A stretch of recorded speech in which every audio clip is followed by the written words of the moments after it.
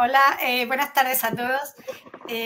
Soy Lola Gómez, directora de la plataforma Synergy Nuts, y bueno, hoy tenemos una cita con el conocimiento. Sabéis que en nuestra plataforma os damos difusión y formación en cultivos de frutos secos en seto. Y bueno, hoy hemos querido hacer lo que hemos llamado una jornada de puertas abiertas, porque hemos visto la inquietud que tenéis, las preguntas que nos vais haciendo.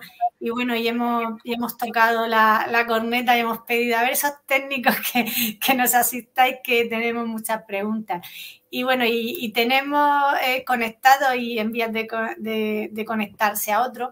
Y bueno, yo quiero dar la bienvenida y las gracias por estar aquí. Voy por orden de que me aparecen a mí en la pantalla. Así que, porque digo, ¿por dónde voy a empezar?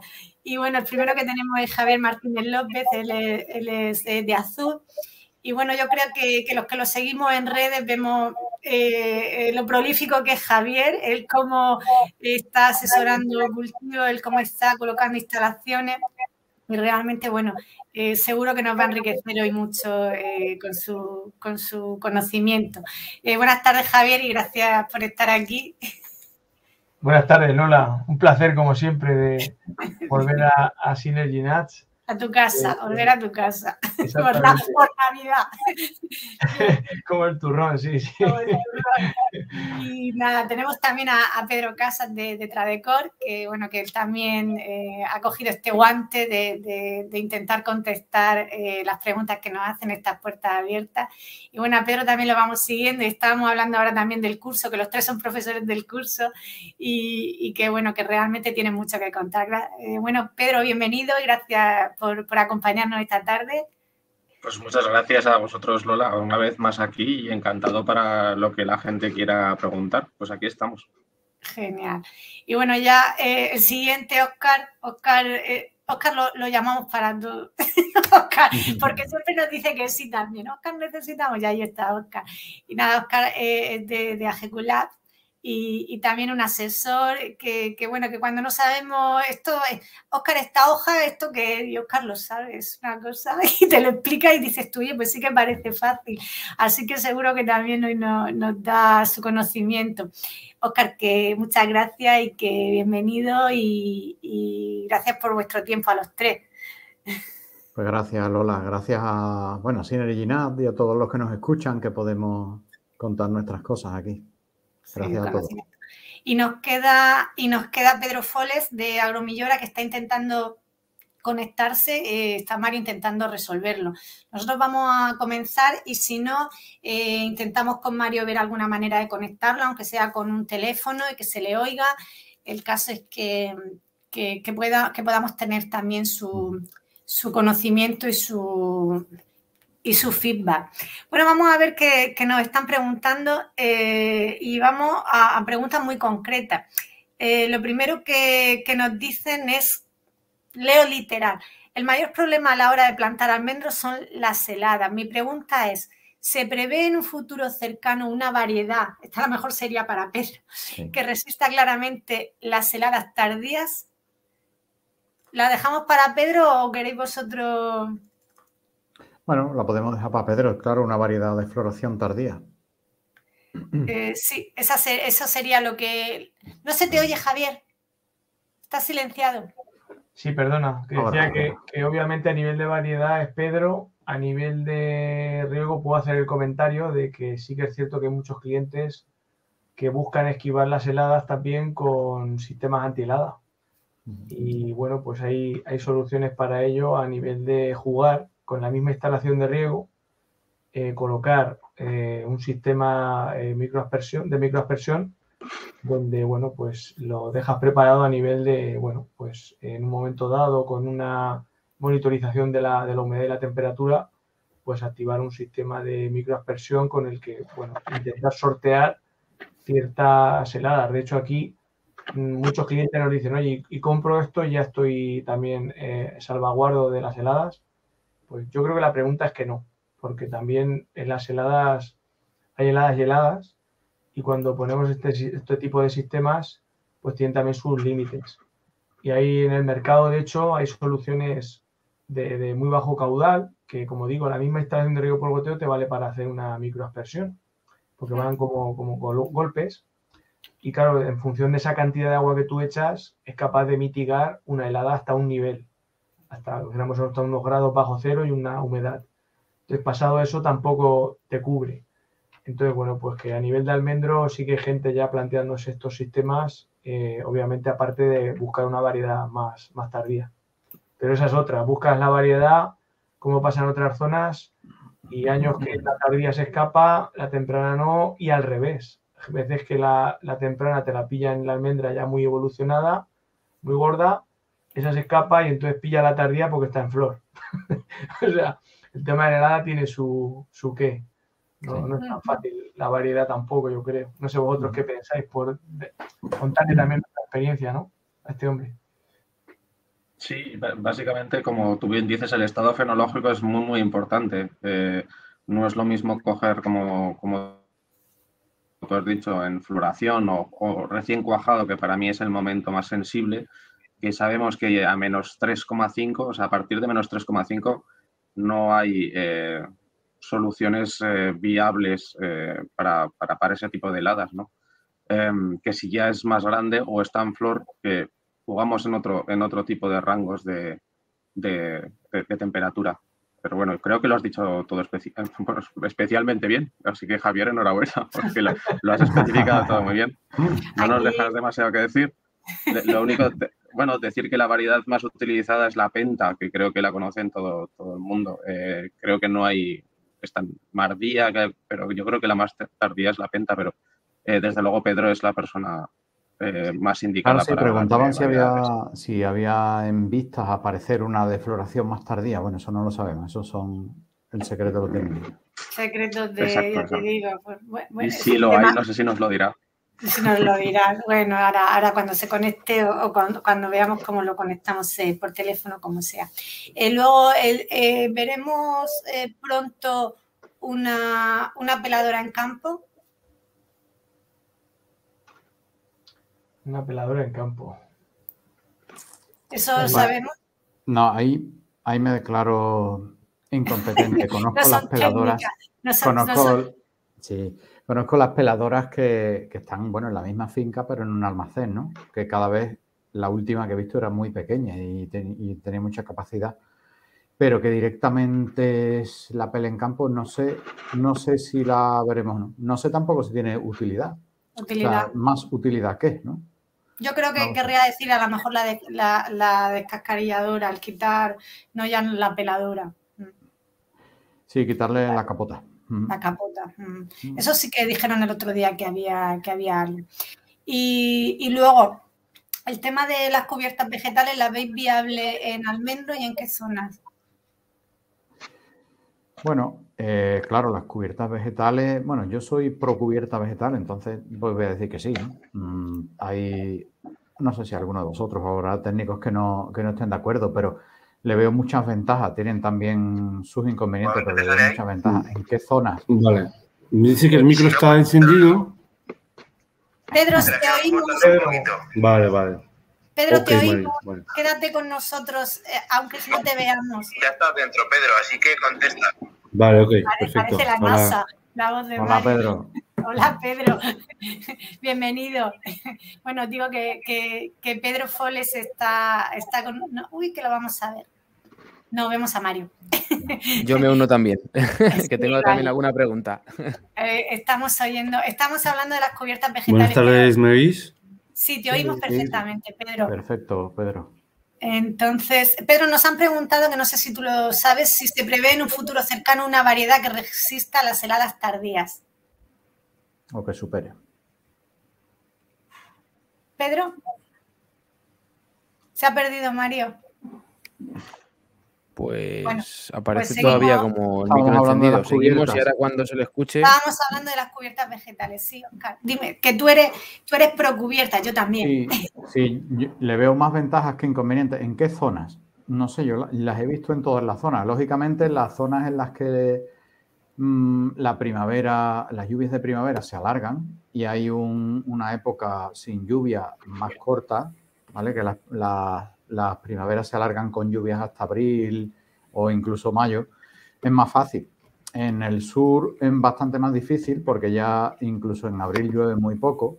Entonces el mantenimiento de esa cubierta es más difícil en el verano. Bueno, pero no se mantiene la cubierta, pero las semillas están puestas en el suelo que después germinan y vuelven a generar la cubierta, ¿no? Bueno, tiene muchas ventajas. Yo soy partidario del uso de las cubiertas. Claro, y ahora están incluidas en los ecoesquemas y están aprobadas dentro de las 7 prácticas de los ecoesquemas, con lo que hay que prestarle una atención, que al final, aparte de todos los beneficios y económicos indirectos, también ahora tienen económicos directos. No sé si el resto tenéis experiencia con el tema de cubiertas.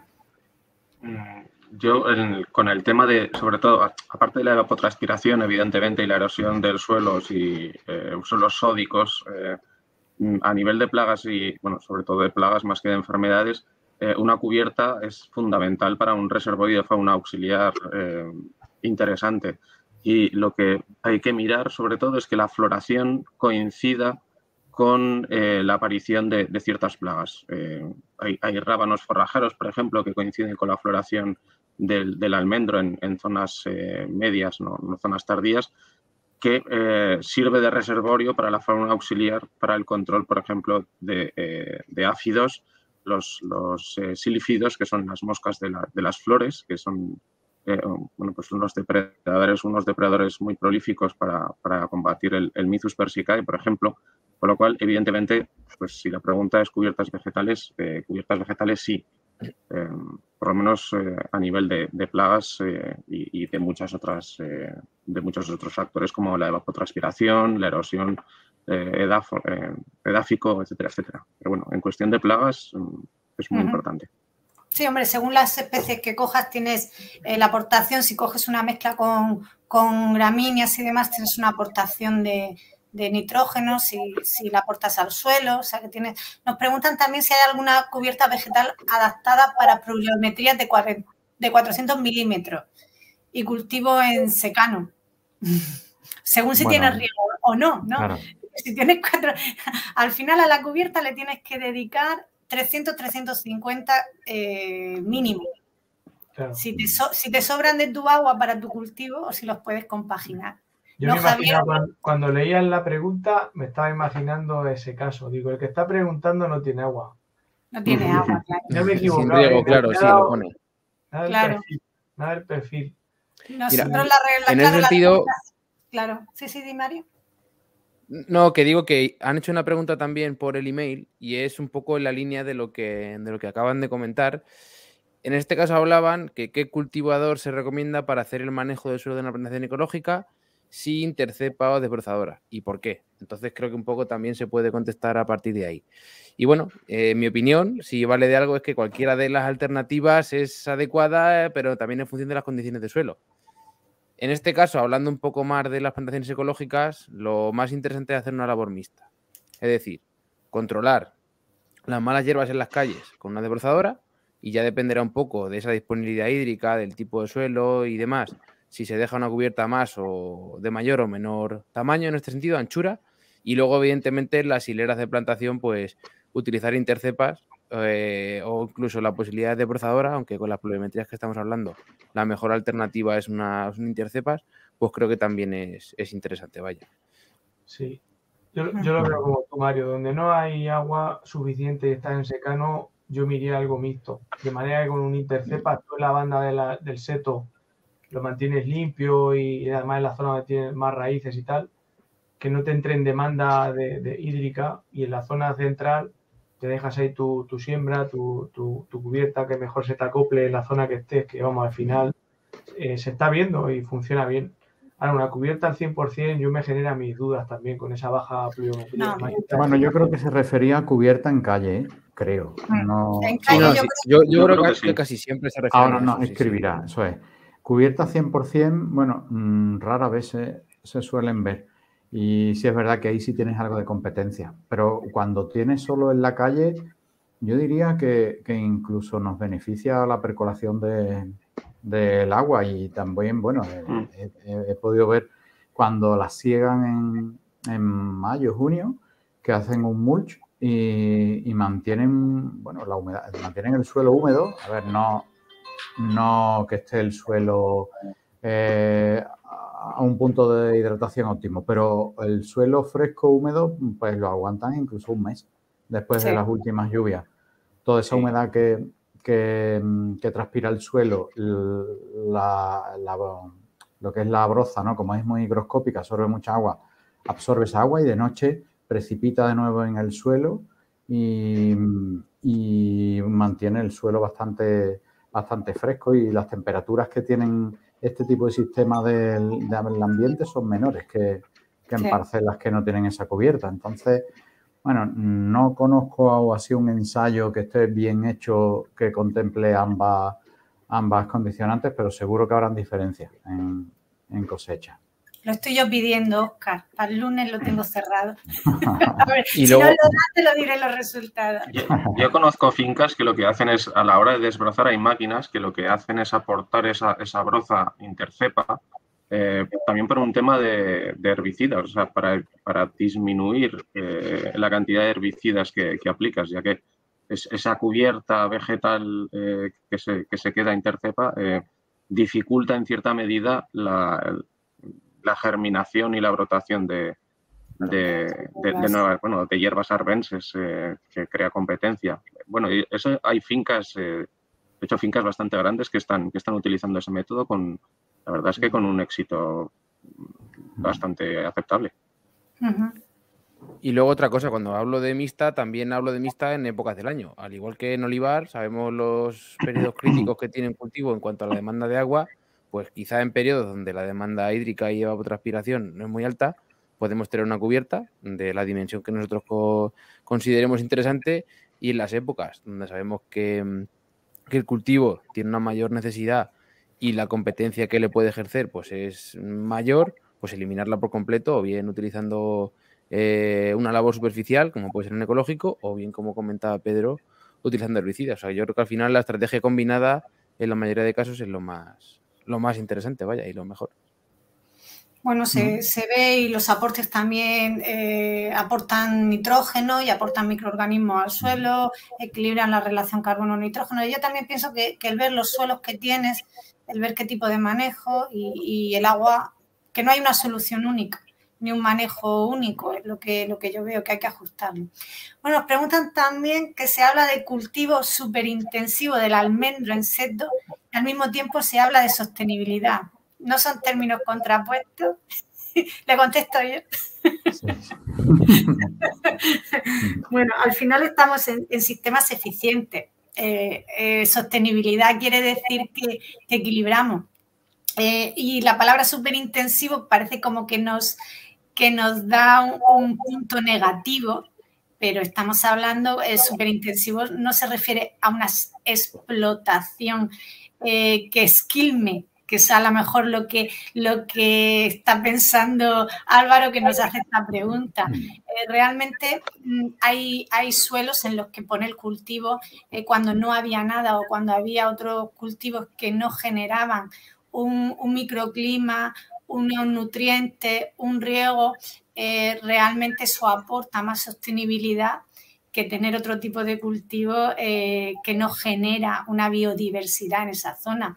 Aparte, son sistemas que, puesto que tienen un alto valor añadido, se invierte más en ellos a la hora de sensorizar y a la hora de optimizar el uso de nutrientes y de agua. Y es que los sistemas hoy en día se miden en kilos por metro cúbico, que son kilos que produce por metro cúbico de agua, o en kilos por kilo, kilos que produces por kilo de abono. Son más eficientes que otros cultivos por ese ajuste tan preciso. No sé si el resto queréis decir algo. Hay un artículo. Creo que no lo puedo explicar mejor. Mira lo que me he puesto yo aquí encima de mi cabeza, ¿no? En el otro lado, aquí. Más valor al agua, efectivamente. Para crecer en productividad y sostenibilidad. O sea, a nosotros desde el prisma del riego no se nos olvida, y un superintensivo no es un sistema, por nuestra experiencia, que demande más cantidad de agua que un intensivo, o por kilo de producto. Por kilo de claro, es que esa es la llave. Yo creo que o sea, la llave que falta, que bueno, que es algo nuevo, ¿no? La llave que falta es, bueno, no pensemos solo en lo que vamos a consumir, sino en cuánto vamos a producir por hectárea, en cuántas hectáreas tendremos que plantar de menos para producir lo mismo, ¿no? Sí. Ahí es donde está la llave de la sostenibilidad del sistema. Es la eficiencia. Al final estamos usando menos hectáreas de terreno y al final uno de los factores de sostenibilidad es también hectáreas de terreno transformadas. Claro. Entonces, estamos, yo creo que ante sistemas modernos y sistemas eficientes, que son los que dan sostenibilidad. No sé yo si, Mario, ¿hay más preguntas? Yo, por añadir a esto, siempre que hablo de este tema de la sostenibilidad y las plantaciones en seto, lo divido como en 3 bloques. Por un lado está el mayor aprovechamiento de los recursos, suelo, agua, luz. Por otro lado, la posibilidad de transformar mejor esto en kilogramos de producción. Eso hace que un sistema sea más eficiente y, por ende, más sostenible. Y luego, no menos importante, está el tema del uso de insumos. Es decir, tanto a nivel de fertilizantes y, sobre todo, a nivel de agroquímicos, el tener un muro vegetativo o una pared permite que la totalidad del caldo fitosanitario se quede en ese cultivo, cosa que con sistemas intensivos o en marcos más amplios es muy complicado. Y de hecho solamente hay que ponerse detrás de una máquina que va atomizando una plantación para poder ver dónde va ese caldo, que en la mayoría de ocasiones en cultivos, pues eso, de marcos amplios, se pierde gran parte del producto. Entonces yo creo que, por resumirlo ahí. Y preguntas, mira, ponen por aquí. A ver, la última. Esta es para ti, Pedro. ¿Habéis detectado problemas en almendro con plaga de gusano cabezudo o similar que ataque a la madera? Sí, el gusano cabezudo es un problema no emergente, que ya lleva mucho tiempo, sobre todo en todos los frutales de hueso, melocotón, nectarina, paraguayo. Pero en almendro en seto, ¿tú lo has visto? Sí. Al final, al ser un frutal también, un prunus, se mete y hace verdaderas escabechinas. Y además, claro, al ser un turcónido, creo que es que pasa, bueno, el gusano está 2 años en las raíces, en el cuello de la madera, es muy complicado controlarlo porque ves que el árbol decae, pero no eres consciente de qué, porque buscas qué puede ser y no te das cuenta de que es el cuello justo de la raíz lo que le está afectando, y es un decaimiento progresivo del árbol que puede ser por muchos factores. Y va más. O sea, sí que te comento que cada vez hay más porque las medidas de control son muy pocas, y tanto a nivel ecológico como a nivel químico, me da igual, son muy pocas y con unas eficacias muy bajas, porque digamos que desde que sale el coleóptero en sí hasta que pone la puesta de huevos son solo unos 3 meses, y es muy listo. En cuanto escucha ruido sale volando, con lo cual el control es muy, muy complicado. Vale, ¿habéis visto alguno, Javier o Óscar, esta plaga, la habéis visto vosotros en almendro en seto? En un seto aún no. Yo no. Es más común cuando tienes frutales de hueso al lado, cerca. Con lo cual, el Valle del Ebro y lo que es Murcia, pues es probable que haya. En otros sitios donde no hay frutales de hueso, es mucho más, evidentemente, no se verá tanto. Es donde está centralizado los frutales, los prunus. Claro, sí lo he visto en sistemas intensivos, entonces creo que no lo he visto en seto porque, no sé, no se habrá dado esa casualidad que lo he visto, pero si en intensivos lo he visto, no entiendo por qué en seto no puede aparecer. Igual. Lo que pasa es que son muy poco móviles, se mueven muy despacito, con lo cual les cuesta mucho moverse de un árbol a otro. Bueno, pues eso es bueno, pero a ver. Luego nos preguntan también que qué dotación, Javier, esto se lo para ti, qué dotación total de agua necesita el almendro en seto por hectárea y año en una zona con una precipitación efectiva de 100 milímetros año. Eso sí es un secano rabioso. 100 milímetros año. Vamos a ver, aquí la pregunta, habría que hacerla también es, no tengo limitación de agua y quiero ir a tope de potencial productivo de almendra. Entonces, bueno, pues con 100 milímetros yo me haría las cuentas, no, a lo mejor alguno me dice soy exagerado, pero mínimo tendría que estar aportando otros 700 con el riego para llevarlo a un techo productivo alto.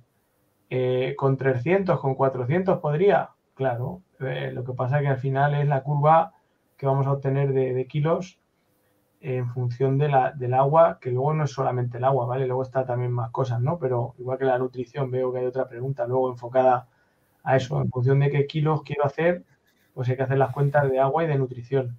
Y bueno, mi experiencia ahora mismo en zonas que no con 100, pues yo con 100 no conozco ninguna explotación con tan poca lluvia, pero gente que está con 450 milímetros se están yendo a 400, 500 milímetros más para estar pensando, o sea, estar cogiendo, pues eso, los 2.500 kilos de pepita.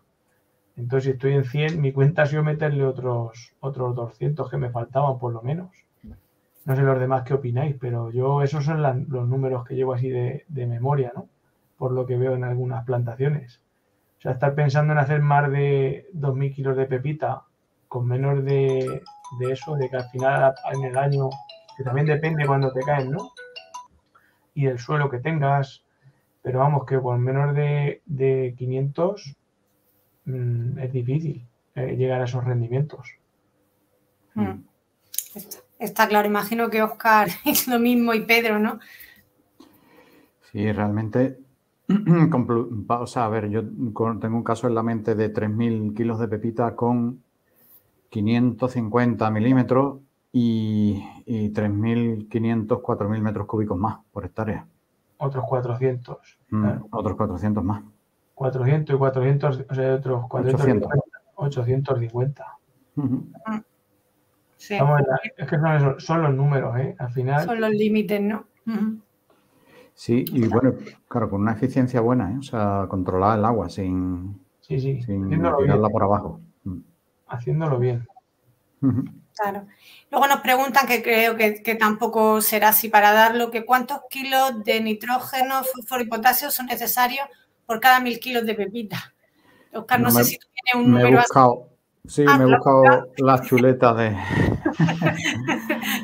me he buscado las chuletas de las clases del curso de almendro en seto, que hay que hacerlo, no hay que darlo porque todo el mundo lo pide. Pero que bueno, lo voy a responder brevemente porque, claro, en el curso me llevo 2 horas explicándolo. No se trata de unidades para obtener 1.000 kilos de pepita, ¿vale? Porque las unidades habrá que ver cómo se reparten. O sea, dárselas cuando la planta lo necesita realmente. No se trata de ponerlas ahí en el suelo y que ella se la tome, porque hay muchos procesos de precipitación, de lisiviación, le llamamos bloqueos en suelo. Bueno, no son bloqueos, son realmente son precipitaciones lo que ocurren. Entonces, si necesitamos un número, bueno, pues en bibliografía se pueden encontrar. Y vuelvo a advertir que esto no, o sea, que no me llamen después si no tienen 1.000 kilos aplicando esto porque no es así. Pero serían 70 kilogramos de nitrógeno, 15 de fósforo y otros 70 de potasio, ¿vale? Por cada 1.000 kilos de pepita. ¿Qué ocurre? Que esto que yo puedo buscar en bibliografía, lo puedo buscar yo, lo puede buscar cualquiera, ¿vale? En la bibliografía está escrito. Esto está hecho para sistemas de marco intensivo, en el que las plantas tienen muchísimo más porte. Entonces, más parte de este fertilizante va a construir estructura del árbol, madera en sí. Entonces, en seto, aunque aún no hay nada en la bibliografía, ni nosotros no hemos parado en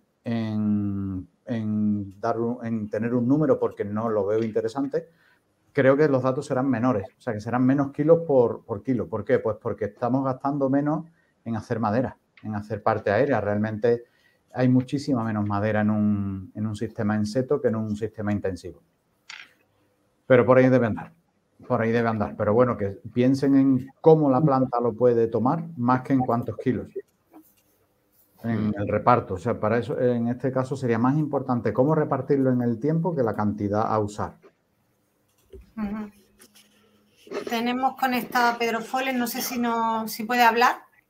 Él nos escucha, pero no sé por qué el micro no se le enciende. Así que si no puede, lo conecto por el teléfono mío y que intervenga, ¿vale? También, Óscar, por añadir algo ahí al tema de la nutrición, si se puede monitorizar cuál es la cantidad disponible en suelo en cada momento, pues mejor que mejor. Claro, no he querido, tampoco he querido ahondar más. Aquí se puede afinar todo lo que queramos. Sí, realmente lo que una planta ve es la diferencia que hay entre la concentración del nutriente fuera de la raíz y dentro. Y los fertilizantes en gran medida usan la diferencia de concentración para ingresar en las plantas, en gran medida. O sea, tiene que estar, pues es como la energía potencial, ¿no? Va de donde más potencial hay a donde menos. Pues esto es potencial de concentración. Es lo mismo en sí, es de donde más concentrado está hasta donde menos. Entonces, tú puedes aplicar 100 unidades de lo que quieras, muy repartiditas durante todo el año y nunca superar la concentración de ese nutriente que hay en las células de la raíz. Entonces, si no la supera, la planta solo tomará ese nutriente por otros métodos que tiene, métodos ya con consumo energético, que claro que cuando necesitan nutrirse, empiezan a nutrirse como pueden y empiezan a nutrirse ya de transportes activos de nutrientes y ya consumen energía. Pero, bueno, son procesos minoritarios, ya necesitan que siempre raíz nueva. O sea, lo más fácil sería mantener unas concentraciones más altas fuera que dentro. Entonces, para eso habría que medir cuánta concentración hay fuera de la raíz. Pero, bueno, eso a grandes rasgos. Sí, no, pero está muy bien caracterizado. Y luego tenemos otro compañero con problemas de agua, yo creo que dice que qué relación hay entre la cantidad de riego y la producción. Que lo comenta porque no sé si es mejor aplicar menos riego a más hectáreas o mejor concentrarlo en menos hectáreas y más cantidad. Esto tengo, ¿qué hago, Javier? Claro, ahí tenemos que echar la cuenta, en la cuenta sale rápida, porque al final dices, vamos a ver, a un precio de almendra X tengo unos costes Y mi curva de producción en función del agua que aporto, pues tenemos que llegar a un mínimo de producción donde digas, oye, porque yo soy de la opinión, por ejemplo, por poner casos extremos, ¿no? Y que la gente creo que es como mejor lo entiende más que andar con subjetividades. Yo, por ejemplo, el secano de antes de los 100 milímetros, ostras, ahí tienes que subirte a... ¿Cuánta dotación tienes? ¿Qué podrías aplicar? ¿3.000? Pues, hostia, pues los 3.000 a las hectáreas que te toque, porque por lo menos lleguen esos 400 milímetros para que aquello medio sobreviva. O sea, entonces, habría que ver si está en los 100 milímetros de lluvia, en cuánto está, pero yo creo que estar pensando por lo menos aportarle al árbol de sacarle por lo menos eso no sé, 500, 800 kilos de pepita que medio te salga ahí una rentabilidad que puedas cubrir costes y eso a ver qué inversión se mete, qué costes fijos tiene. Hay que hacer la cuenta un poco de esa forma. De la rentabilidad, está claro. Claro, es que... ¿Qué quiere que le diga? Yo en mi caso, yo puedo poner mi caso. Yo en mi caso eran hacer 50 hectáreas de fruto seco en secano o hacer 10 hectáreas a un nivel de poder aportarles 1.500 metros cúbicos. Pues hice 10 hectáreas a 1.500 metros cúbicos que 50 de secano. O sea, yo hice mis números. O sea, creo que esa es la cuenta que debemos de hacer como productores. O sea, yo iría por ahí. Sí, imagino que coincidís todos, ¿no? Sí.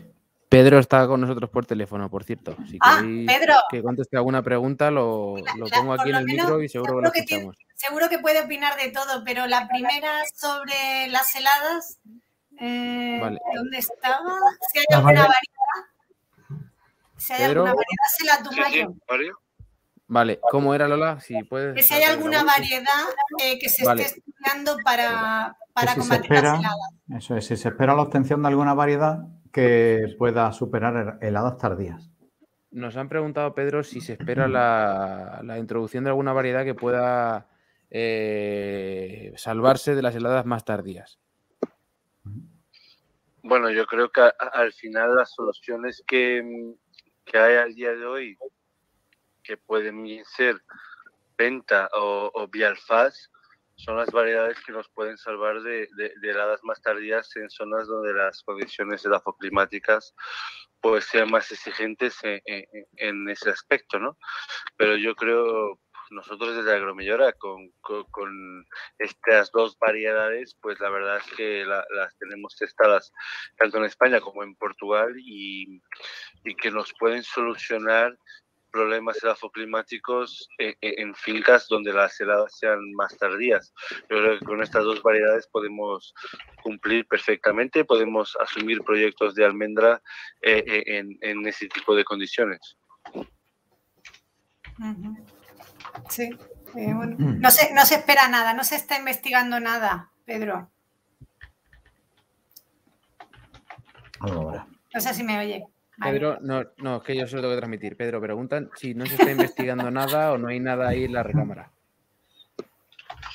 Bueno, yo creo que sí hay variedades que podrían ir un poco más lejos, pero al final la floración tardía que hablamos, lo que hablamos de Penta y Bialfaz, pues son variedades que ya llegan a un periodo que se defiende bastante bien. Hay pues la variedad Macaco, que también puede encajar bien en una zona con esas condiciones. Al final lo que defendemos es que pues el almendro tiene un ciclo que también hay que entender dónde plantarlo y donde las condiciones lo permitan. Y nosotros creemos que la variedad que hay en esta cámara puede ser Macaco, que puede funcionar, que hay que testarla un poco más, pero que con estas tres variedades ya estamos bastante cubiertos en este tipo de situaciones, ¿no? Perfecto. Bueno, nos preguntan también que han leído en algún sitio que las lonjas y la industria transformadora ejercen un control a la baja del precio de la almendra respecto a la proveniente de Estados Unidos. ¿Esto se sabe si es verdad, si es un bulo? A ver, o no sabemos de mercado. Bueno, yo no sé, yo lo sé, lo he escuchado, pero no sé hasta qué punto puede ser cierto. Yo he escuchado rumores, he escuchado... Pero algo contrastado no he escuchado nada. O sea, Tampoco. No creo que nadie lo pueda decir oficialmente, pero bueno. Es lo que te iba a decir. Un control del mercado no va a estar ahí contrastado. No sé si Pedro, a lo mejor Pedro Foles lo sabrá. Pedro, ¿has podido leer la pregunta que hay en el chat? Dame un segundo, que yo creo que sí. Te la digo si no. La de la lonja. Eso de Álvaro Echevarri. Eso es. Vale. Debemos decir que las lonjas y las industria transformadoras tienen un control a la baja de precio de la almendra respecto a la proveniente de Estados Unidos. Yo no creo que las lonjas hagan un control a la baja de precio. Lo que creemos es que al final pues hay que dar una homogeneidad al mercado, y la homogeneidad que da Estados Unidos al día de hoy con variedades como Mon Paraíso es algo que en España y en Portugal, en la península ibérica, al final pues tenemos que conseguirlo, ¿no? Tenemos que llegar a una almendra más homogénea, que llegue al mercado siempre con la misma calidad, con la misma humedad y con el mismo calibre, ¿no? Y al final yo creo que es eso, no creo que sea la lonja que dé una baja de precio a la almendra respecto a la proveniente de Estados Unidos, es simplemente pues una necesidad de mercado que la almendra tiene que ser toda igual. Y en ese sentido, pues lo que estamos viendo, sobre todo en Portugal, que es la región geográfica que yo conozco bien, es al final pues tener una variedad que sea homogénea, ¿no? Y lo que estamos viendo y lo que a lo largo de los años vamos viendo, las necesidades del mercado y las necesidades del agricultor al final, es que variedades como Abijora al final es una variedad que nos dan muchas garantías en varias zonas en Portugal, en España también, de calibre, de ser homogénea toda la partida, y al final variedades que no nos traen grandes problemas fitosanitarios al agricultor. Entonces yo no creo que sea las lonjas que den una baja de precio, yo creo que es que el mercado todavía no responde a lo que a lo que Estados Unidos viene al día de hoy. Estamos en camino, muy brevemente llegaremos a eso, lo tengo claro, pero estamos en un camino constructivo que llegará a ello, ¿no? Sí, totalmente. bulo. Elegimos bulo. Bien. Luego también nos pregunta David que está en el Bierzo, en la provincia de León, y que si pensáis si funcionaría la plantación en seto tan al norte y si tendría que plantar en pendiente prácticamente todas las plantaciones, porque ha visto que son grandes extensiones de llanura. Entonces, que en su caso tiene pendiente. ¿Cómo lo veis? ¿Se daría en el Bierzo? ¿Se podría dar? ¿De qué pendiente y qué altura estamos hablando? Depende un poco de eso. No, dice primero lo de la zona. Dice primero lo de la zona, no sé. Claro, yo creo que habría que hacer un estudio climatológico para saber qué historial tiene él de heladas y sabiendo qué historial tiene de heladas, si tiene muchas, cuándo, hay que hacer un análisis primero climático y luego... Si no hay almendros alrededor, el análisis climático previo está un poco ya hecho. El test del vecino es el primero, ¿no? Sí. Y luego también nos pregunta qué producción han tenido las 10 hectáreas de dotación de 1.500 de Javier. Javier. Como he dicho, digo, yo decidí una explotación de frutos secos, no era almendro en seto, ¿vale? En este caso yo me he decantado por otra cosa. Son pistachos, no son almendras. Ah, pues tu pistacho. Y no están todavía en producción, están entrando en tercer verde. Entonces no le puedo contestar. Muy bien. Pero que al final, a la hora de la decisión, el ejemplo que le ponía era porque yo me vería en la misma situación. O sea, a la hora de tomar la decisión de cuántas hectáreas hacer en función de ese agua, le he puesto mi ejemplo que yo tuve esa tesitura, ¿no? 50 de secano, 10 con riego. Y los números me salían mejor con 10 de riego, pensando un poco en la producción que podía obtener. Entonces, pues, no le quiero dar un dato que no... Además, lo he dicho así de claro, ¿no? Pues he dicho fruto seco, no era... Todavía te quedan 40 de secano para poner de algo.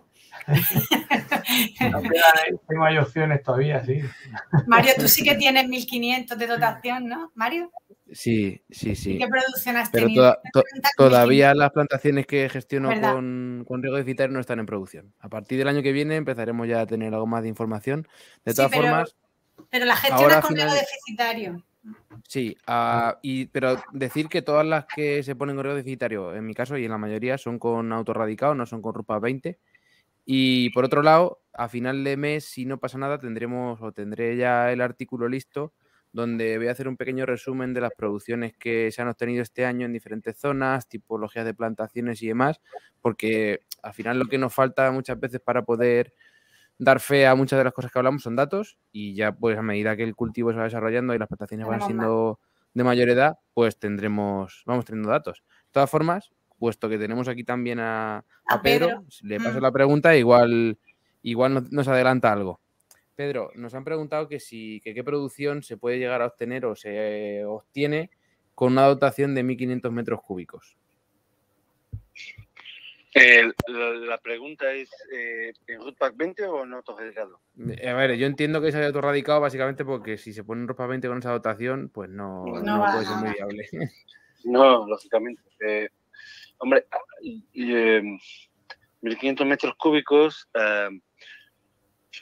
es difícil, ¿no? Pero yo creo que las producciones podrán ser un poco más altas, pero hay que tener en cuenta que el Rootpack 20 es una planta que no tiene injerto, o sea, no tiene porta injerto, y entonces tiene una susceptibilidad a la asfixia radicular mayor que un Rootpack 20, ¿no? Entonces, no se puede pensar en poner un autorradicado con una dotación más alta. Al final, el estudio que tenemos de la Universidad de Huesca pues nos demuestra que el autorradicado podría aguantar un poco más que esa dotación, ¿no? Pero al final, si nosotros pensamos, Mario, que una dotación de 700 milímetros nos puede dar una producción de pues a 600 kilos de bebita, pues a lo mejor aquí podríamos pensar en 1.000, 1.200. Yo creo que por ahí tiene el canal. Pero hay un factor muy importante que hay que valorar, lógicamente, que es el tipo de suelo que el cliente tiene. O sea, el llover 1000 milímetros o tener un riego de esa dotación, el tipo de suelo tiene que tener un porcentaje de arcilla que nos permita haber una retención de agua que permita al cultivo pues pasar toda su ciclo, ¿no? Y al final yo creo que el autoradicado es un modelo que es muy interesante, que funciona muy bien en zonas de secano, pero con suelos con alguna capacidad de retención de agua, que podríamos hablar de unos 30%, unos 25% de arcilla, y al final, más que eso, o valorando de la misma forma que el suelo, es la poda que se le va a hacer. O sea, la poda que vamos a hacer en un autorradicado, pues es una poda con un seto más estrecho, más bajo.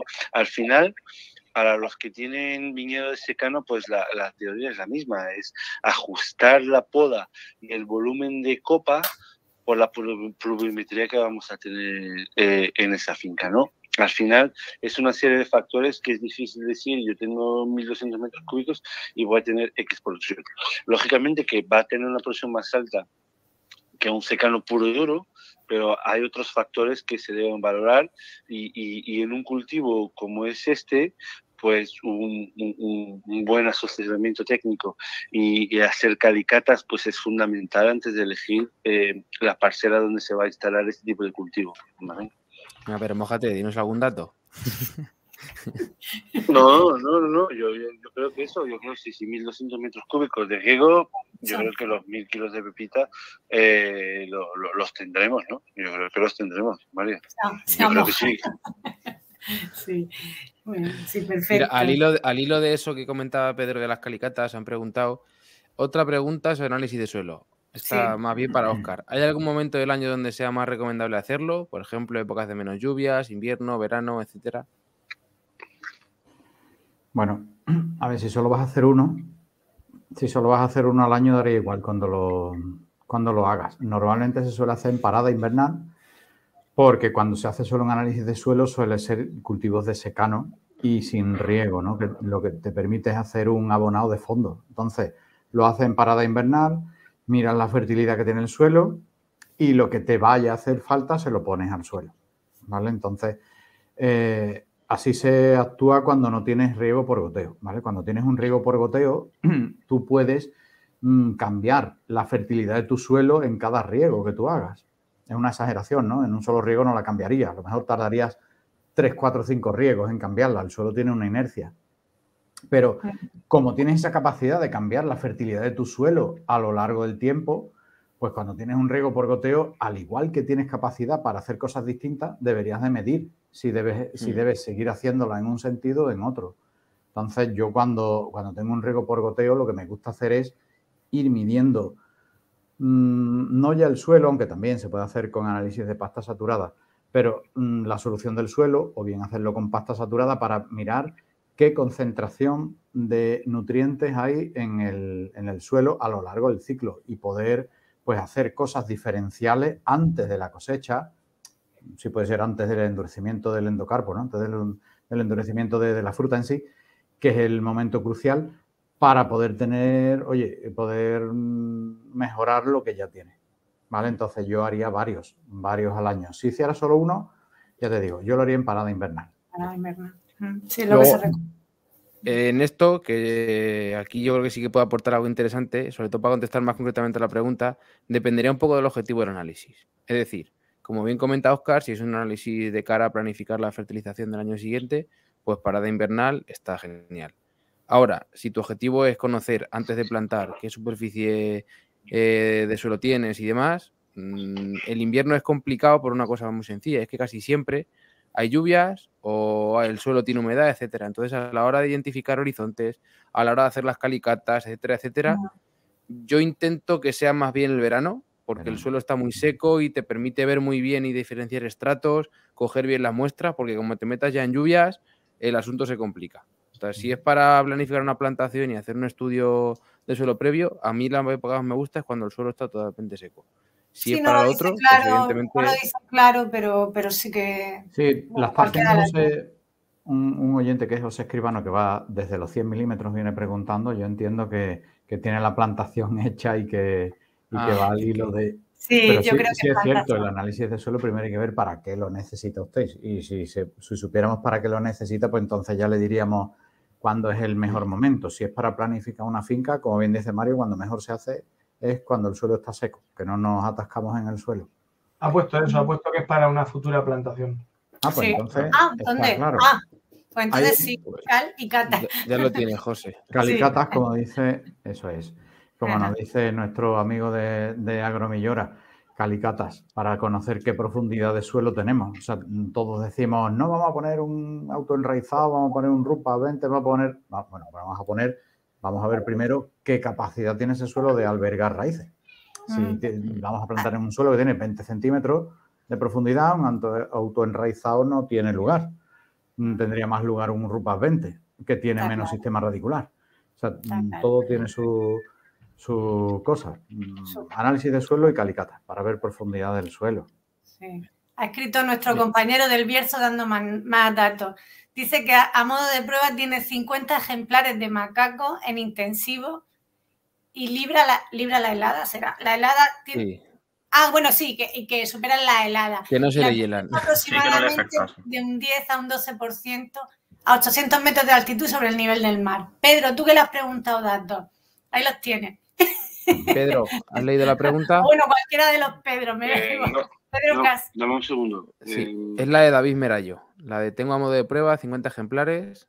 Es que a lo mejor él no ha visto la anterior. No la veo. Mira, te digo, es el que nos ha preguntado si es posible plantar en el Bierzo con mucha altitud y pendiente, y ahora nos ha dado más información y nos ha dicho que tiene 50 ejemplares de macaco en intensivo, que a priori no se le hielan y que su pendiente es de un 10-12%. Su altitud, 800 metros sobre el nivel del mar. Si es viable plantar almendro en seto o no. Bueno, por la pendiente sí sería. O sea, por la pendiente poniendo una variedad de floración más tardía, te puedo decir, en nuestra experiencia, como te digo, en Portugal tenemos fincas con pendiente del 15%, incluso un poquito más. O sea, es una cuestión del dibujo de la plantación, estar alineado, lógicamente, con el norte-sur que hablamos, pero también, en un primer lugar, con la salida del agua, o sea, un buen drenaje, y después tener en cuenta dónde están esas pendientes, pues que haga una buena... que sea posible que las máquinas trabajen, ¿no? Pero te puedo decir que tenemos fincas de olivo y de almendro con un 15 y un poco más de pendiente.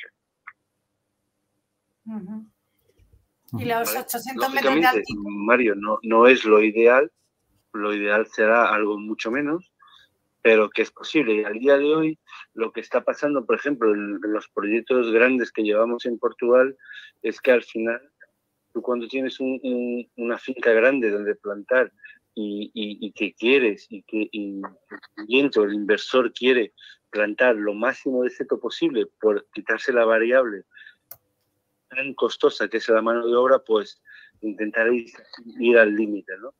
Y el 15% es asumible, un poco más también que valorar, pero yo creo que hasta un 15% yo estoy muy tranquilo con eso. Y también se pueden hacer nivelaciones en este sentido. Yo he visto algún trabajo de nivelación en parcelas que son complicadas, como puede ser a lo mejor la de David, y las parcelas quedan estupendamente. O sea que... Lógicamente. Nosotros, por ejemplo, al día de hoy tenemos un proyecto grande en una zona que bueno, Mario, yo creo que tú conoces bien, que es la zona de La Mancha, la zona de Talavera, Carreras Chozas, por ahí, pues que se está haciendo un trabajo de nivelación para poner lo máximo de seto posible y que al final es posible. Hay que hacerlo bien, la planificación hay que ser bastante buena y al final cuando llegamos a este nivel de afinar tanto la parte técnica, pues yo creo que lo que yo recomendaría a un cliente con este tipo de condiciones de orografía de terreno, pues es que esté bien asesorado, ¿no? Que consulte un buen asesor que le pueda ayudar y que le pueda afinar al máximo donde puede llegar a poner seto, ¿no? Hay una cosa que está muy clara. A ver, el seto y el modelo no súper intensivo, pero súper eficiente, como yo creo que Lola ya ha hablado anteriormente, es el modelo que al día de hoy más funciona y que más da tranquilidad a todo tipo de clientes. Y hay que intentar al final. Pero lógicamente cuando llegamos a pendientes de más de un 15, pues hay que estar bien asesorado, hay que hacer un buen plan de dibujo de plantación y también una buena parte que Javier puede hablar mejor que yo seguramente, que es un buen dibujo de riego. O sea, que está bien hecho, bien planificado, para que las presiones que hay de riego en la finca puedan llegar de igual forma a este tipo de clientes. O sea, es un conjunto de tres. No sé si Javier estás de acuerdo. Imagino que esos estudios previos... ¿Estás silenciado, Javier? Hombre, claro, al final, es lo que hablamos siempre, ¿no? Un proyecto de estos de almendro, hay que empezar estudiando los cimientos. El suelo es uno, y en función de ese suelo, a nosotros la parte de riego que nos toca, siempre es muy bueno detectar bien esas diferentes texturas que puedas tener, esos diferentes horizontes, capas, capas profundas, el tema de la pendiente, por supuesto, que te afecta, y con la idea al final de conseguir uniformidades altas de aplicación de ese agua y esa nutrición, y de que al final pues vaya todo en consonancia, ¿no? Porque las fincas no son todas iguales. Luego esto, pues claro, no es tan fácil, pero en fincas ya de cierto tamaño sí que, bueno, pues con un buen mapeo de suelo consigues hacer los sectores como toca y de una manera bastante optimizada. Como digo, no es fácil, pero sí que se están haciendo ya bien, y obviamente es muy interesante de tratarlo de esa manera, porque si no, pues tenés fincas que usan la misma receta para toda la finca, y luego ves zonas que no funcionan. Y es porque no se ha estudiado correctamente y no se ha hecho ese riego viendo esas diferentes zonas de las fincas. O sea, entonces es muy importante esa parte. No será porque no insistimos, lo decimos y lo decimos, pero es que es muy necesario. Yo creo que todos vosotros habéis visto problemas debidos a eso, a no haber... Y yo creo que con Óscar hemos hablado muchas veces de esto, de luego es muy difícil revertir esos problemas, ¿no? Sí, la verdad es que parece increíble porque vemos, claro, nosotros lo vemos desde el otro lado, ¿no? Está a un lado el inversor y en otro lado el que va a verlo caminando y tan alegremente. Y vemos casos, yo diría que dramáticos, de pérdidas económicas por no haber estudiado o planeado bien antes de. Vamos, desde luego sí es cierto que en los últimos proyectos que estoy o que estamos viendo de grupos inversores, sí que se hace todo bastante pautado, lo tienen muy claro desde el paso 1 hasta el final. Y bueno, al final todos diremos, pues qué bien que tienen éxito, qué suerte han tenido, tal. Bueno, sí, con la suerte hay que contar, ¿no? Pero claro, la suerte apoya al que ha hecho bien las cosas antes de. Entonces, si han estudiado el terreno y han visto qué patrón poner en cada sitio o qué tipo de riego, o si no se puede incluso ni plantar en alguna finca, que también conocemos los casos, ¿no? De fincas que han ido a comprarla y se han reculado, se han arrepentido de comprarla. ¿Por qué? Pues porque han visto que no era viable, ¿no? El proyecto. Entonces, no nos cansamos de decirlo, yo no me cansaré porque la verdad es que me amo la agricultura y me gustaría que a todo el mundo le fuese bien, pero es necesario pensar primero antes de hacer una inversión, y eso que yo no lo voy a invertir, pero pensar antes de poner un euro en la tierra de qué problemas voy a tener. O sea, no ver solo la cántara llena de leche, sino ver cuándo se nos va a romper, en qué paso es en el que se rompe la cántara, y estudiar Pues desde el suelo hasta el agua, hasta condiciones climatológicas, hasta variedades.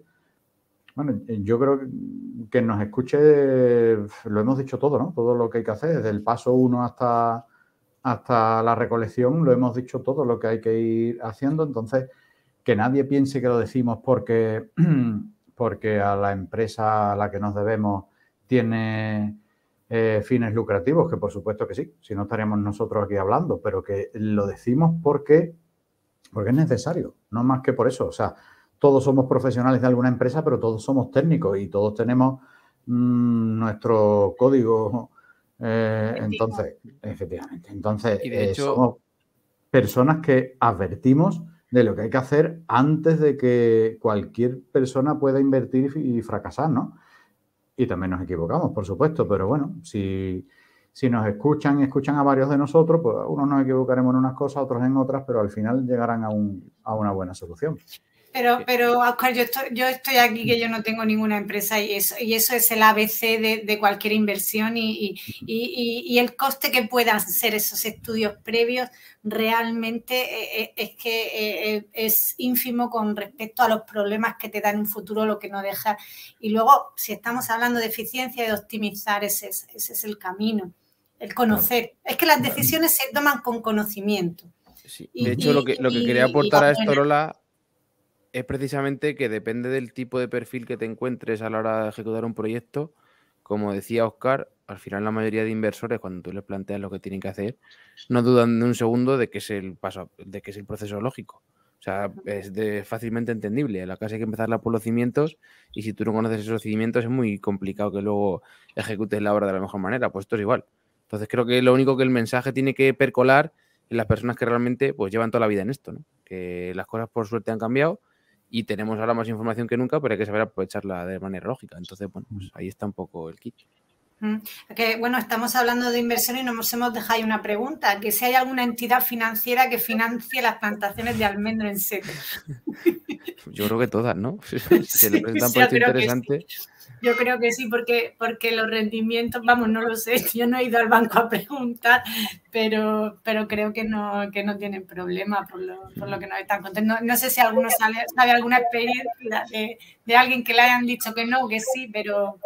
Bueno, sí, tenemos muchos casos que no, habrá algunos, claro. También el banco pide un proyecto de lo que vas a hacer y si lo ve viable y es una empresa solvente, si te da el dinero. O sea, sí. Conozco, bueno, casi todos los casos que conocemos son con el banco. Financiado. No conozco muchos casos que sean de inversión propia. A tocateja. Sí. Bueno, mira, nos preguntan en ecológico. Dicen, en ecológico con baja dotación de agua, con autorradicado, con suelo en medio, ¿qué marco de plantación sería el más adecuado? Yo no sé, ¿Pedro Fole o...? Sí. Pedro, en ecológico, con baja dotación de agua, con autorradicado y con un suelo medio, ¿qué marco de plantación sería el más adecuado? Pedro. Sí, estoy aquí. Ecológico, un suelo medio, autorradicado.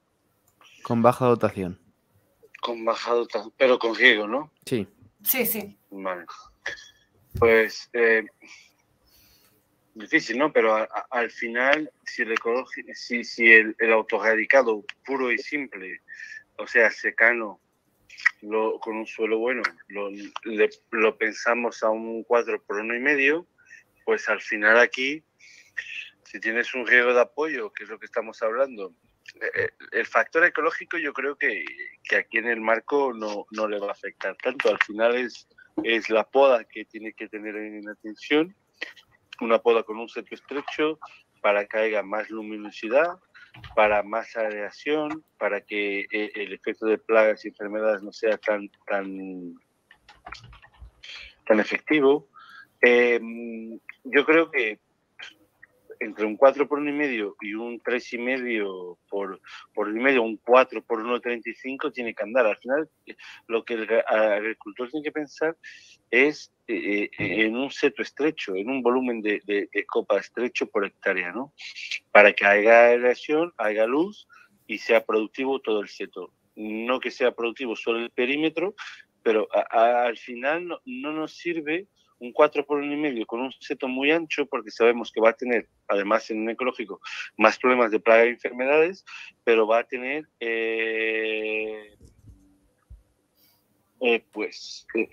menos producción, o a lo largo va a tener producción más efectiva en el perímetro del seto que en el interior, ¿no?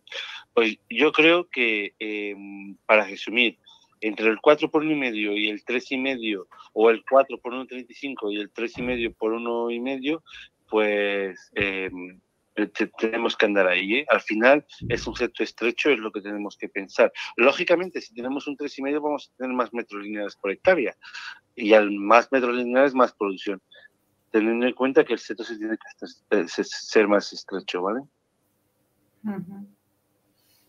Perfecto.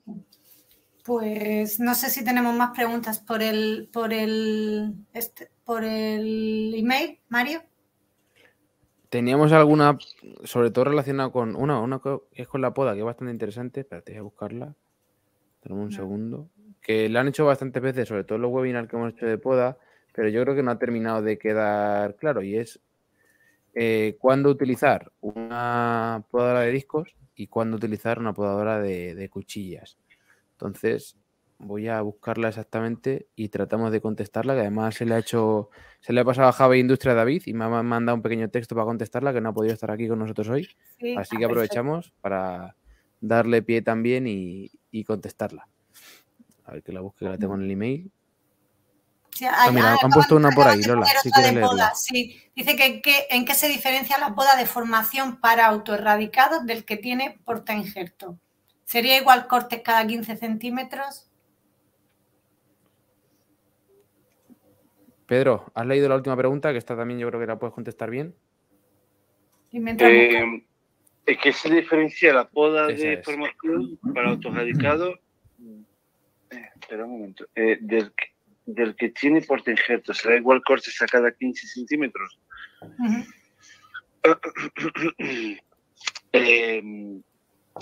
Va a depender también de la variedad, ¿vale? O sea, los 15 centímetros va a depender de la variedad. Lógicamente, una poda, si tenemos variedades como soleta o guara, vamos a poner los dos extremos, la misma poda en soleta no creo que sea la adecuada en guara. ¿Por qué? Porque soleta es una variedad que ramifica mucho, y cuanto más poda le demos, y si le damos poda a 15 centímetros, pues va a quedar muy, muy lleno el seto dentro, más oscuro, más ramificado, porque es una variedad que ramifica muy bien. Pues en guara, al revés, ¿no? Si le damos podas a cada 30 centímetros, solamente, pues a lo mejor vamos a tener tramos con mucha madera y poca ramificación. Lo que aconsejamos siempre es, normalmente, entre estas dos variedades, que guara tenga una poda más de formación que soleta, ¿vale? Por así decir. En relación a tener portainjerto o no tenerlo, yo creo que en este caso da igual, porque el portainjerto al final es la parte radicular de la planta. La formación se la tiene que dar por la variedad. Y yo creo que, hombre, los 15 centímetros puede servir para una guara, una abejor te lo puede permitir. Una soleta yo creo que es muy corto. Yo creo que una soleta hay que darle unos cortes un poco más arriba, y yo me iba casi al doble, ¿no? Pero la cuestión que pone aquí José Escribano, entre el autoerradicado y el portainjerto, no creo que haya diferencia. Al final, nosotros sabemos que tenemos una cruz que la queremos a 50, 55 centímetros del suelo o del camañón, para que la máquina pueda trabajar. Y al final, a partir de ahí, empezar a construir la estructura de nuestro seto, ¿vale? Yo creo que es por ahí, Mario. Perfecto. Mira, por contestar la que tenía antes en recámara, que ya la tengo aquí en el email, preguntaban que qué diferencia hay entre el corte que da la cuchilla y la que da el disco, y cuándo se recomienda utilizar uno u otro. Y Javier, en este caso, me ha puesto por aquí: en plantaciones de almendro en alta densidad es recomendable el uso de herramientas de corte alternativo, es decir, cuchillas con dientes tipo despuntadoras. Este trabajo se podrá realizar durante los primeros 2 años de vida de la planta. Este tipo de corte es bastante más limpio, hasta ramas de 1,5 centímetros de diámetro. Cuando se quiera usar preparadoras de disco, hay dos alternativas. Disco de sierra, que se produce mediante el arranque de partículas, serrín, y por tanto en el corte de pequeños tallos el acabado es menos perfecto y es recomendable usar discos con un mayor número de dientes, hasta 160, que es un disco de cuchilla. Y en este caso realiza el corte mediante la separación de moléculas y por tanto el acabado es mucho mejor, si bien hay que tener en cuenta que existe la limitación de grueso a cortar entre ambos sistemas. Es fundamental usar este disco solo cuando el tallo esté verde y todavía no haya lignificado. Jolín. Eso es lo que nos contesta. Imagino que se habrá quedado. Bueno, pues yo creo que sí que ya no tenemos más preguntas. No sé si queréis hacer algún tipo de comentario antes de despedirnos. ¿Algo que queréis decir? ¿Algo que veáis importante o alguna recomendación? Óscar, arranca. Bueno, yo creo que han preguntado, parece que estén seleccionando las preguntas, han preguntado Un poco de todos. Claro, no están. Estaban escribiéndolo. Han preguntado lo que son las dudas, las incógnitas de verdad de alguien que quiere poner una plantación de almendra y no sabe si ponerla en seto o no ponerla en seto o qué es lo que hacer. Yo creo que sí. Hemos empezado por hablar por temas de plagas, enfermedades, hemos ido al tema de agua, algún tema nutricional también, tema de manejo después de poda. Creo que aquí están las claves del cultivo en seto. Lo que ocurre es que tenemos que seguir divulgando y comentando, y son ellos los que tienen que elegir el sistema. Está claro. Javier, ¿qué me cuentas? ¿Cerramos? ¿Quieres decir algo? Sí, yo para cerrar, de verdad, volver a darle la importancia que tiene a los cimientos. O sea, creo que aquí ha dicho Óscar muy bien, dice, no, ya los grandes inversores están haciendo ya las cosas bien, se preocupan, tal, pero creo que los pequeños agricultores también pueden hacer las cosas bien, aunque tengan parcelas más pequeñas, porque como tú bien decías, la gente yo creo que no lo hace pensando que a lo mejor es un coste muy elevado o lo que sea, pero hacer alguna analítica de suelo, hacer alguna cata, ver la calidad del agua que tenemos, hacer los números de rentabilidad de esa pregunta que han hecho, que es muy buena, es clave. Decir, oye, hago 50 hectáreas de esta manera o 10 de la otra. Yo creo que todos, aunque seamos pequeños productores, pues es buena de pensarla bien y haciendo números, que es lo que tenemos que hacer todos. No pensar en, oye, pues no, yo pienso caballo grande, hacerlo muchas hectáreas, porque al final, si luego no sabes los números, pues te sale el tiro mal, ¿no? Entonces, por otra, yo hacer hincapié en que me encuentro muchos proyectos pequeños donde por no hacer una analítica, llegar tú a ver, como decía Mario, ¿no? Fracasos que pues el pequeño le hacen más mella que a un grande. Y no por ello, en este caso, hay que darle menos importancia. Entonces, te encuentras incluso en fincas que gente que no, si yo llevo labrando esta finca no sé cuántos años, no hace falta, ya sé yo el suelo que hay y tal, y haces una simple cata, que son 2 agujeros, allí y te encuentras, le demuestras al tipo que lleva toda la finca arándola, pues a veces sorpresas y capas de que él no sabía que estaban ahí y que encima no preparan bien el suelo. O sea, cosas tan básicas que aunque sean fincas pequeñas tienen muchísima importancia. Claro. Entonces, bueno, pues yo el cierre lo quiero hacer con eso, de que porque seamos más pequeños no le quitéis hierro al asunto, porque no cuesta tanto descubrir bien qué tenemos allí con lo que vamos a trabajar. Es una base clave. Son, en muchos casos, ¿no? Son nuevos agricultores que se inician a los cultivos leñosos. O sea, en zonas donde la transformación es de un leñoso que ya tiene poco valor a otro leñoso, ya saben muy bien qué tienen que hacer. El que ha estado siempre con un herbáceo, un extensivo, el herbáceo y el extensivo realmente con 15 centímetros de suelo que tú tengas de profundidad casi es suficiente, Entonces, ellos piensan que, no tienen idea de que sea tan limitante la profundidad del suelo porque no han tenido cultivos que necesitaran más profundidad de suelo. ¿Vale? Ellos araban solo esa capa de 10-15 centímetros porque era la que usaba el cultivo. Esa capa, ¿vale? Entonces, la transformación que está teniendo la agricultura hacia el almendro o el fruto seco es del extensivo al fruto seco. Entonces, de ahí se debe ese desconocimiento de que realmente nunca han tenido ningún problema que les llevase a pensar que la profundidad era un problema, que el agua de riego era un problema. O sea, han puesto cultivos que los regaban a lo mejor por aspersión y eran muy, muy, muy resistentes a la salinidad. Estamos hablando de un cultivo del almendro que es muy sensible. Bueno, no es de los más sensibles, pero es muy sensible a la salinidad. Estamos hablando que conductividades más de 1.5 de un agua ya estaría empezando a tener mermas en producción. O sea, a partir de 1.5, cada décima más en conductividad te estaría dando un 5% menos de cosecha. O sea, fíjate si es importante saber la calidad del agua de riego, ¿no? Pero cuando estabas haciendo una remolacha, una remolacha es muy resistente a la salinidad. Creo que el valor umbral está en 3 o 3.5 de conductividad. Entonces, ¿qué problema hay en una remolacha? Es muy difícil encontrar un agua tan mala, ¿no?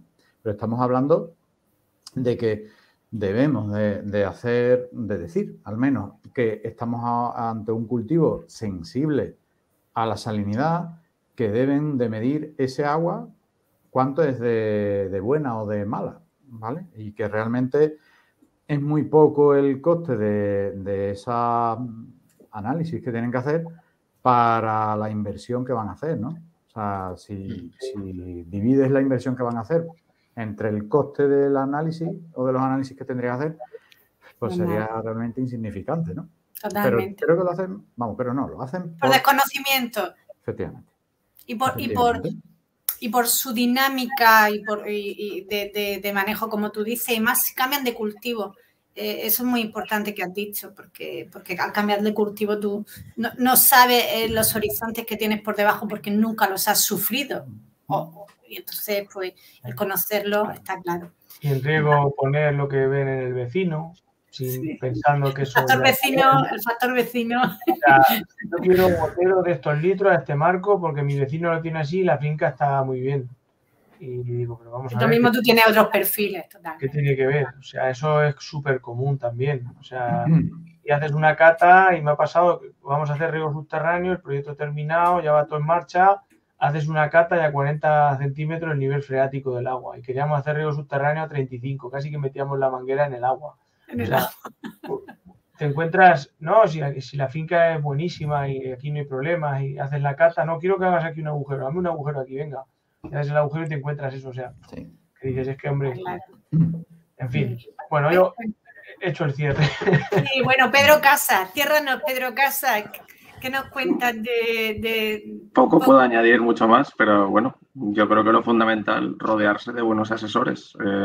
Creo que es, si quieres llevar a cabo un buen proyecto, te tienes que rodear de buena gente. Y para mí eso es lo fundamental. Dejarse de vecinos y acertar con gente que sepa, que creo que aquí hay mucha. Entonces, bueno, yo creo que con esto es fundamental. Pedro Foles, ¿alguna cosita para finalizar que quieras añadir? No, hombre, no creo. Solamente dar las gracias a todos y pedir perdón por esta mala conexión que tenemos hoy. Y bueno, que estamos siempre aquí disponibles en Synergy Nuts y las dudas que no hayan surgido hoy, que imagino que las podrán enviar por correo y que las contestaremos seguramente brevemente. Sí, eso por supuesto. No, Pedro, las gracias a vosotros y tus problemas de conexión bastante te habrás estresado tú. Te hemos oído perfectamente y te hemos podido tener. Que no hemos tenido el placer de verte. Pero bueno, eso en otra ocasión y en persona, que yo creo que es lo que buscamos. No sé si Mario quieres decir algo. Sí, lo único, bueno, pues sobre todo por nuestra parte, Lola, si ha gustado el formato de preguntas y respuestas que se nos ocurrió hace un par de semanas, pues intentaremos hacerlo más, intentaremos traer también diferentes perfiles de lo que han pasado por los webinars y gente nueva para contestar las inquietudes que tenga la comunidad, que al final son muchas. Así que solamente eso, que no duden en interactuar con nosotros, que nos manden sus sugerencias, que aquí estamos para crear el contenido que la gente demande, vaya. Totalmente.